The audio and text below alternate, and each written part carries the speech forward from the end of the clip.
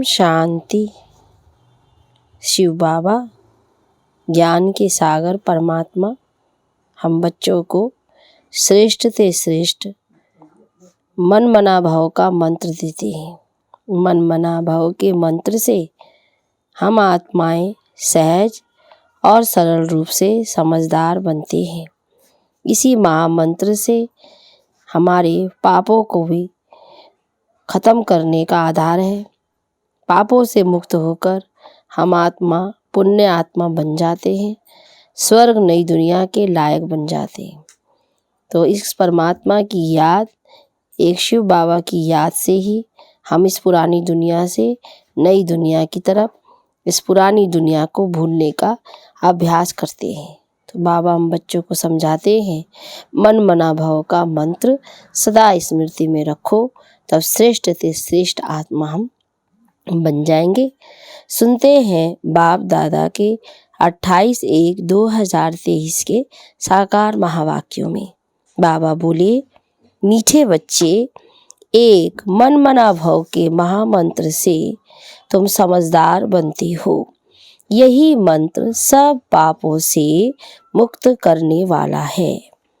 प्रश्न में सारे ज्ञान का सार क्या है? मन मना भाव रहने वालों की निशानी क्या होगी? उत्तर में सारे ज्ञान का सार है कि अब हमको वापस घर जाना है। यह छी दुनिया है, इसको छोड़ हमें अपने घर चलना है।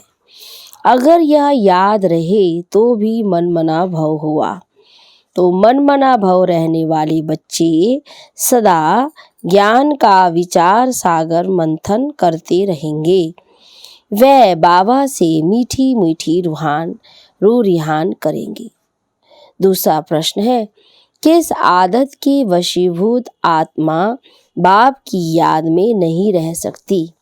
उत्तर में अगर गंदे चित्र देखने की, गंदे समाचार पढ़ने की आदत पड़ी तो बाप की याद रह नहीं सकती। सिनेमा है दोजक का द्वार जो वृत्तियों को खराब कर देता है। ओम शांति। रूहानी बाप बैठ रूहानी बच्चों को समझाते हैं। समझाना उनको होता है जिसमें कुछ कम समझ है।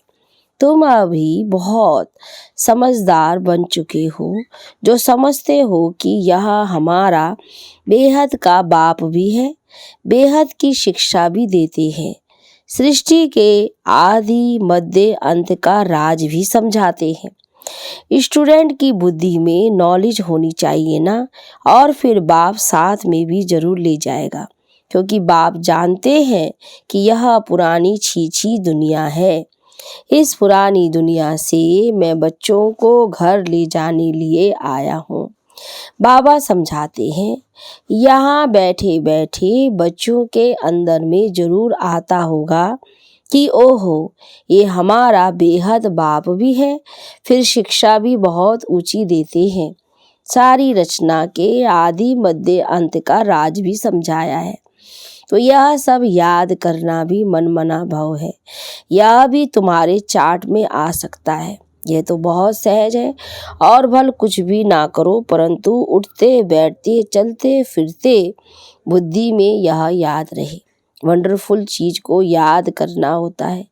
तुम समझते हो बाबा को याद करने से, पढ़ाई पढ़ने से हम फिर से विश्व का मालिक बनते हैं।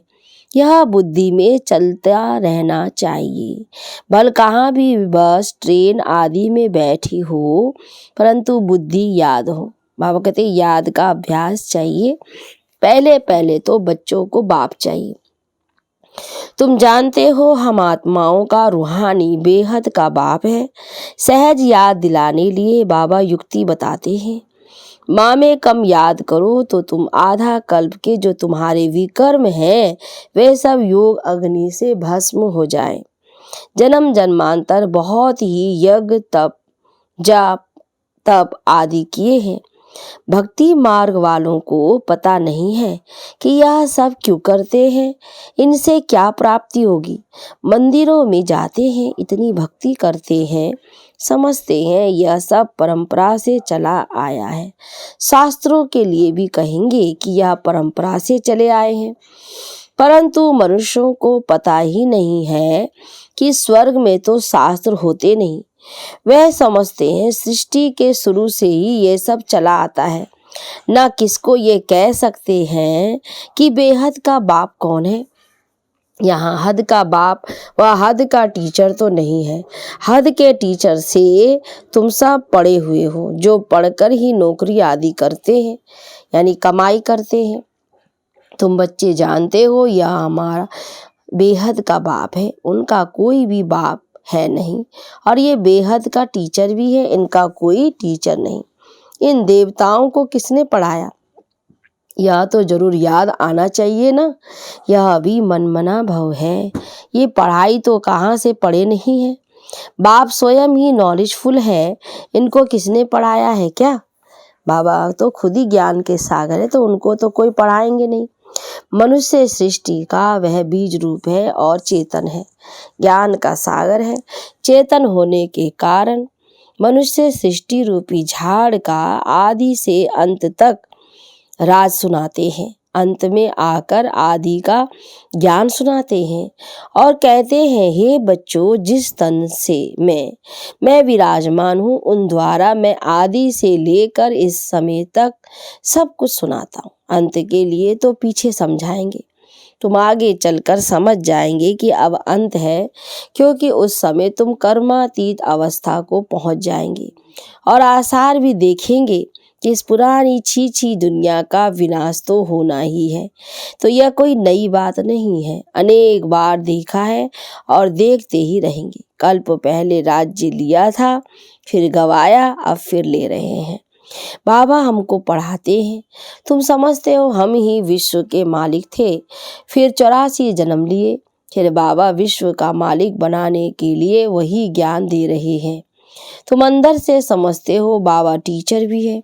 अच्छा, अगर बाप याद नहीं पड़ता तो टीचर को याद करो। टीचर कब भूलेगा क्या, टीचर से तो पढ़ते रहते हो।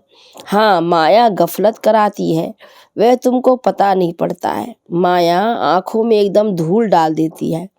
जो हमको भगवान पढ़ाते हैं ये एकदम भूल जाते हैं। बाप हर बात की समझानी देते हैं, तो यह है बेहद की समझानी, वह है हद के समझानी। तो ये बेहद की नॉलेज बाबा कल्प कल्प तुम बच्चों को देते हैं। अच्छा, जास्ती पढ़ नहीं सकते हो तो भला बाबा के रूप से याद करो। उनका तो कोई बाप है नहीं, वह सबका बाप है, परंतु उनके बच्चे सब हैं। कोई बता सकेगा कि शिव बाबा किसका बच्चा है। वे बेहद का बाप। बच्चे समझते हैं हम बेहद के बाप के बने हैं, ये हमारी पढ़ाई भी वंडरफुल है और हम ब्राह्मण भी पढ़ते हैं। देवता व क्षत्रिय वैश्य शूद्र ये पढ़ाई नहीं पढ़ सकते। बाप की यह नॉलेज ही बिल्कुल न्यारी है, तुम्हारे सिवाय कोई समझ ना सके। तुम बच्चों को खुशी का पारा चढ़ता है कि हम तमो प्रधान से सतो प्रधान बने। अब उच्च पद पाने के लिए खूब पुरुषार्थ करना है। ऐसे नहीं, स्वर्ग में तो सब जाएंगे। अगर ज्ञान और योग की धारणा नहीं होगी तो उच्च पद नहीं मिलेगा। बाबा कहते हैं 16 कला संपूर्ण बनने में याद की बहुत मेहनत है। देखना है किसको दुख तो नहीं देते हैं। हम सुखदाता के बच्चे हैं, सबको सुख देना है। मनसा वाचा कर्मणा, किसको दुख नहीं देना है। इस समय तुम जो पढ़ते हो, गुलगुल बनते हो, ये कमाई ही तुम्हारे साथ चलने वाली है। इसमें कोई किताब आदि पढ़ने की जरूरत ही नहीं। उस पढ़ाई में कितने किताब आदि पढ़ने पड़ते हैं। ये बाबा की नॉलेज सबसे न्यारी है और बड़ी सहज भी है, परंतु है गुप्त। तुम्हारे सिवाय कोई समझ ना सके कि यह क्या पढ़ते हैं। वंडरफुल पढ़ाई है। बाप कहते कभी अपसेंट नहीं होना, पढ़ाई कभी नहीं छोड़ना। बाबा के पास सबका रजिस्टर आता है, उनसे ही बाबा समझ जाता है कि ये 10 मास absent रहा, ये 6 मास रहा। कोई तो चलते चलते फिर पढ़ाई भी छोड़ देते। ये बहुत वंडरफुल चीज़ है। ऐसी वंडरफुल चीज़ और कोई होती ही नहीं। कल्प कल्प तुम बच्चों को ऐसा बाप आकर मिलता है। तुम बच्चे जानते हो ये साकार बाबा तो पुनर्जन्म में आता है। ये 84 का चक्र खाते हैं। तत्वम ये खेल है ना, खेल कभी भूला नहीं जाता है, खेल सदैव याद रहता है। बाबा समझाते हैं एक तो ये दुनिया दोजक है और इसमें भी खास ये 22 को सिनेमा दोजक है। वहाँ जाने से वृत्तियाँ बहुत खराब हो जाती है।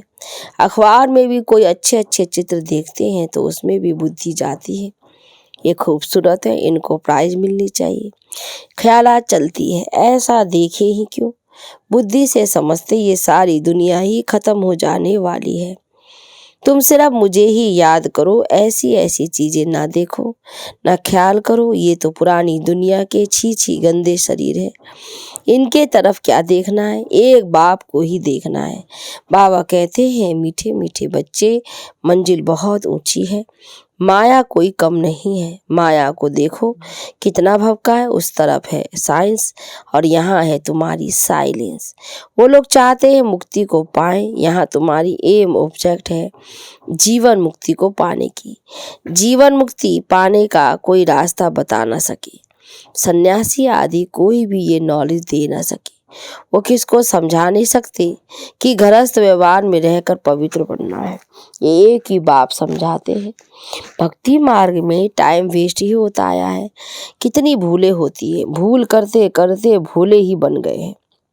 ये लास्ट जन्म 100% भूलों का है, जरा भी बुद्धि काम नहीं करती।